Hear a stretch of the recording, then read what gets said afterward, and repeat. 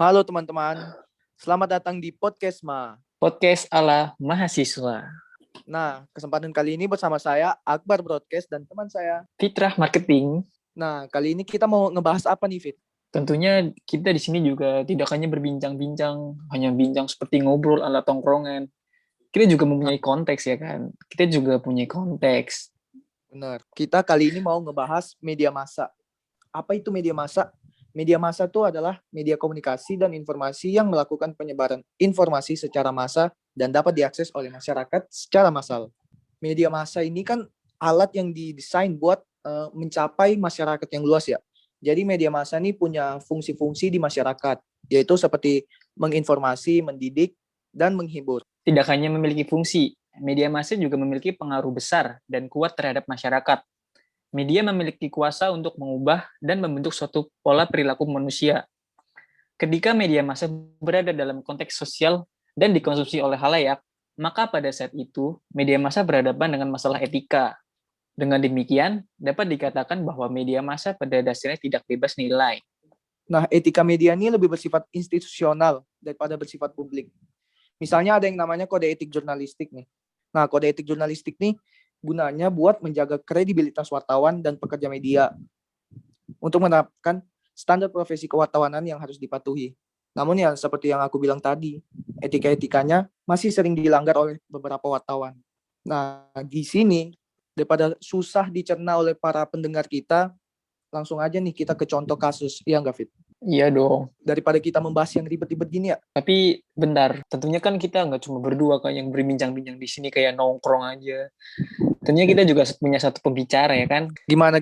Siapa tuh? Nah ini dia, kita panggilkan Rachel. Halo Rachel. Halo. Halo, Barang Fitra. Nama kamu siapa sih? Rachel, Rahel, atau siapa? Rachel. Oh, Rachel. Rachel, agak Weston.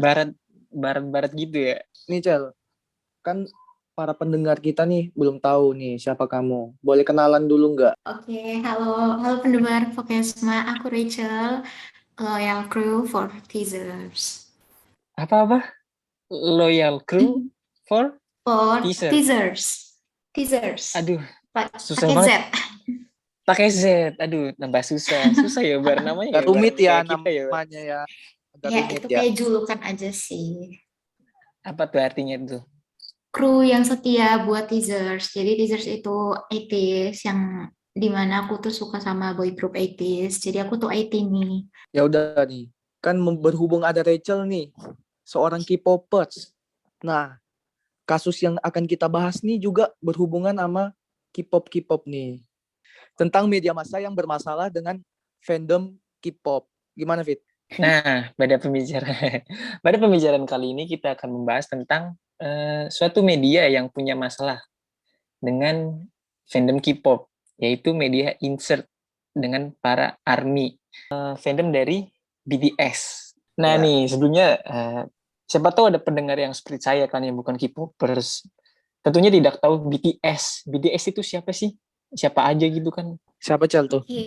Oke, jadi BTS itu salah satu boy group dari Korea Selatan. Jadi untuk sekarang tuh BTS ini tuh disebut sebagai the biggest boy group gitu loh. Untuk sekarang, nah personilnya mereka itu ada 7. Yang pertama itu ada RM. Dia itu leader dari BTS. Yang kedua ada Jin. Selanjutnya itu ada Suga. Selanjutnya lagi ada J-Hope, terus ada Jimin, ada V atau Taehyung, dan terakhir itu ada Jungkook gitu. Oh begitu. Jadi gimana, Fit? Apa yang kasus yang kita mau bahas nih di episode kali ini? Seperti yang aku bicarain di awal, kita kan membahas tentang media massa insert dengan ARMY BTS. Sebenarnya tuh ada berita yang sangat viral di Twitter. Kamu sebelumnya tahu nggak, Cel? Berita apa itu? Viral. Jadi insert versus ARMY fandom BTS itu kemarin tuh viral banget sih, ribut banget. Gak hanya di Twitter aja, tapi di pemerintahan media massa yang lainnya juga ikut memberitakan tentang hal tersebut sih. Oh gitu ya. Jadi itu awal mulanya gimana sih, Cel? Bisa sampai ribut gitu? Oke, jadi waktu itu tuh insert di salah satu tayangannya mereka pada tanggal 4 April yang lalu, mereka tuh mengunggah berita di mana beritanya itu tuh melanggar dan menurut para fansnya BTS ini ARMY, beritanya tersebut tuh melanggar dan tidak menghargai privasinya salah satu personel BTS ini. Nah, itu tuh disebut personelnya itu CV atau kita bilang tuh Taehyung gitu. Hmm. Jadi melanggarnya tuh insert tuh ngapain? Sampai mereka emosi gitu. Jadi kan insert ini mengunggah beritanya itu di mana Taehyung ini ada kedapetan lagi merokok di backstage-nya Grammy. Nah, waktu itu emang BTS ini tuh lagi diundang ke Grammy Awards tahun 2022. Nah, jadi ada foto yang tersebar di media sosial, ya yang paling sering terupdate itu Twitter. Nah, jadi di foto tersebut si Taehyung ini tuh lagi ngerokok bersama salah satu staff juga di Grammy Awards gitu. Aku mau nanya nih, ini para ARMY nih cuma marah-marah doang atau ada tindakan-tindakan yang lain tuh yang mereka lakukan selain emosi di media massa? Gimana, Cel? Karena ARMY ini memang disebut sebagai fandom yang punya power paling kuat gitu ya di antara fandom lainnya. Jadi mereka bisa menurunkan ratingnya insert ini di Google hanya sebesar 1%. Jadi yang nyukain insert ini itu cuma 1% doang. Nah, selanjutnya mereka juga mengirimkan petisi terhadap High Labels. Jadi isi petisinya itu perihal tentang artis mereka yang kehidupan pribadinya tuh dipublish sama salah satu infotainmentnya Indonesia yaitu insert ini gitu. Jadi kayak insert ini kayak memberitahukan informasi tentang kehidupan pribadinya artis mereka. Nah, itu kan tidak diperbolehkan begitu. Wah, sungguh ras terkuat di bumi, K-popers. Penyembah terkuat. Enggak maksudnya apa? Fans terkuat. ARMY, tentara gitu kan. Tentara iya. berarti kuat gitu kan. ARMY itu kan tentara. Tapi nih Cel, sebenarnya kan aku nih nge-scroll IG-nya si media massa insert ini kan. Nah, di dalam beberapa postingan itu ada postingan tentang klarifikasi. Tapi yang jadi pembahasannya adalah kenapa dari para ARMY masih mempermasalahkan dari klarifikasi si media insert ini. Gimana tuh, Cel? Oke, kita bahas tentang klarifikasinya insert. Jadi di klarifikasinya insert ini kan mereka mengutarakan yang dipermasalahkan para ARMY itu karena di klarifikasinya insert ini mereka menyatakan kalau kami insert berhak dan memiliki wewenang penuh mengambil semua momen dan fakta di lapangan. Yang pertama itu, dan yang kedua yaitu kami juga sudah memenuhi kode etik jurnalistik. Nah, itu yang sangat disayangkan sama para ARMY ini. ARMY itu kayak ngerasa kayak kok malah infotainmentnya malah menantang gitu loh kesannya. Dan selain itu juga para ARMY ini nggak setuju sama pernyataannya mereka, statementnya mereka yang di mana katanya mereka berhak dan memiliki wewenang penuh mengambil semua momen dan fakta di lapangan. Nah, di garis bawah ini tentang fakta di lapangan. Ini nih yang paling ARMY-nya nggak suka gara-gara insert ini mengambil informasi tersebut, foto tersebut tuh bukan mereka tuh nggak terjun langsung di lapangannya, mereka nggak terjun langsung, nggak benar-benar berada di Grammy Awards ini, di backstage Grammy Awards ini tuh mereka nggak benar-benar ada. Tapi mereka tuh cuma comot doang dari media sosial yang paling terupdate juga ya Twitter. Nah, lebih parahnya lagi yang nge-share foto ini tuh adalah Sasaeng. Nah, Sasaeng ini tuh fans terkenal sebagai fans K-pop yang terlalu obsesif. Jadi konotasinya mereka tuh sudah negatif dan emang gak baik dan gak benar ya yang mereka lakuin. Jadi mereka tuh kayak nguntit gitu. Mereka tahu tentang kehidupan pribadi si artisnya, mereka kayak jadwal-jadwal pribadi si artisnya. Pokoknya gak jarang juga mereka ngelakuin tindakan yang gak benar kayak menerobos masuk, ngumpet-ngumpet di daerah lingkungan rumah si artisnya. Nah, itu kan hal yang gak bener banget ya. Nah, Insert ini ngambil fotonya tuh dari yang dipublish sama Sasayang ini. Padahal itu kan sangat-sangat tidak benar gitu. Terus kan dibilang kan berdasarkan fakta di lapangan gitu ya.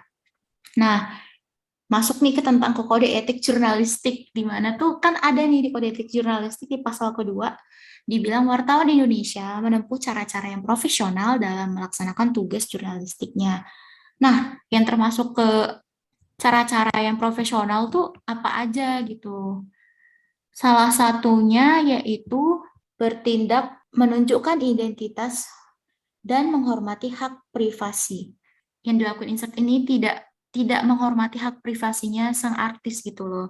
Sebagai infotainment yang mempunyai wewenang untuk menyebarkan berita ngelakuin hal tersebut. Selain itu juga bentuk tindakan profesional yaitu berita harus faktual dan jelas sumbernya. Nah, itu lagi sumbernya aja itu dari media sosial yang nge-publish Sasayang. Nah, itu kan nggak bener banget gitu.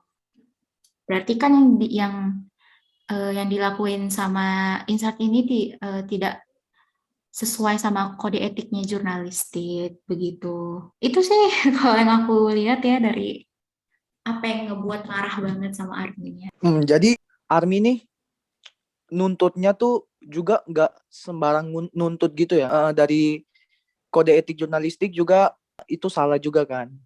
Iya, mereka emang udah, ya intinya sih mereka itu ya yang tadi buat marah juga klarifikasinya seakan-akan kenapa Army ini kayak tidak mengetahui tentang kode etik jurnalistik gitu loh dari pernyataannya mereka, dari klarifikasinya si Insert ini. Padahal kan Army ini juga ya tahu gitu loh, nggak menutup mata tentang kode etik jurnalistik, makanya dipermasalahkan dan diprotes dari pihak Insert sama Army-nya kepada pihak Insertnya. Baik, Cel. Terima kasih atas penjelasannya kamu. Tapi ini yang saya ingin tahu kan. Tentunya setiap ada masalah, tentunya ada cara penyelesaiannya kan.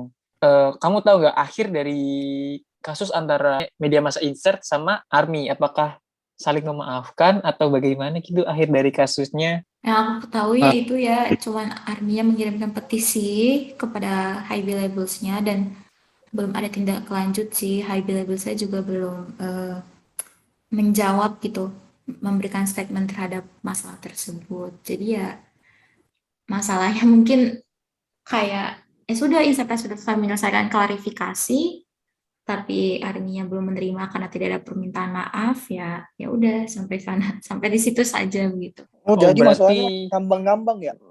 Iya, masih masalahnya tuh berjalan sebenarnya dong. masih ngambang. Jadi bagaimana Bar menurut kamu nih Bar, masalah antara Army dan media Insert ini apakah harus dilanjutkan sampai ke akhir atau bagaimana Bar? Ya menurutku sih kalau emang melanggar kode etik jurnalistik ya harusnya dilanjutkan sih. Masalahnya harus diselesaikan. Ya enggak sih? Karena itu kan udah melanggar kan. Iya dong, apalagi sudah sampai membuka hak privasi dari artis-artis lain gitu kan. Iya, emang benar sih. Pada zaman sekarang tuh banyak wartawan yang kurang memperhatikan kode etik jurnalistik. Seharusnya media tuh berporos kepada masyarakat, memberikan informasi yang tidak hanya aktual dan faktual, tetapi memiliki tanggung jawab juga, Fit. Media massa juga harus anti terhadap informasi yang berbau sara, gitu, Fit. Oke, Nah, iya. sekian, terima kasih. Untuk pendengar Podcastma itu tadi pembahasan kita mengenai media massa dan apa sih contoh kasusnya, contoh pelanggaran kasus yang paling dekat di kita aja di Indonesia ya. Terima kasih udah mendengar. Terima kasih juga buat Rachel yang udah mau ngobrol sama kita buat episode Podcastma kali ini. Oke, makasih banyak juga untuk pendengar Podcastma. Makasih untuk Akbar juga sama Fitra udah mengundang aku. Nah, semoga obrolan yang kita omongin tadi ya Fit bisa jadi insight buat para pendengar Podcastma ya. Tentunya bukan hanya untuk para pendengar, untuk para media massa. Harus lebih bijak dalam menggunakan media, harus lebih mematuhi kode etik jurnalistik juga. Betul. Ketika melanggar satu kode etik jurnalistik, tentunya juga harus membuat klarifikasi yang benar, tidak malah menambah masalah. Itu dia inti dari pembicaraan podcast malam ini ya. Ya udah, terima kasih untuk yang sudah menonton. See you in another episode podcast Podcast ala mahasiswa. Bye-bye. Thank you, Dadah. Rachel. Makasih.